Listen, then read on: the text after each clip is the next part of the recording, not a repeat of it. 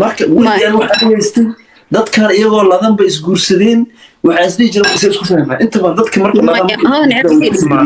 ما يعني ولي بخير يعني فاميلكيga waxa waaye dayax qalad laga aaminsanaa fanaan waa dareemi kartaa markii mad fanaan gabar uu dhawaaraba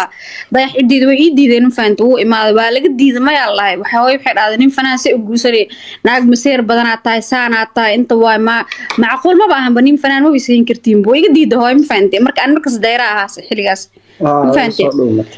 ما حال بوقا لو في من دنكودا كجيري أنا مركو حقيقة ضد إسكرافات سن مفهمت وإسكريبتون المهم وحواي مدة أجد أجوجني أصحابتنا لا والله مركي دم بنكرتدي أنا لا مركي دم بو وحواي وافكرني ويل إلى غيرها سيريس دقيقة كان مركي كو أنا تلفونك وحواي متاعي فأنا أهان يهستي لكن مركي دم دبي عدي سوا شواشة كيساني وأنا هو قف دجن أو معقول إلى نقطة أنا بس هاي حرير مجرين ما فهمت نين كان مقدم بوا وشكتنا وايو إلى هاي كلن اللي ما أركز مرك أنت لا تقول أنا وشكت ما فهمت إلا أنا أتفكري أنا حاليا ما أنت أركني إسلام مركي بضوء برموك دماشي دواء يعني قف هذا دمع إنجليزي ترى فهمت قبطان ما أنت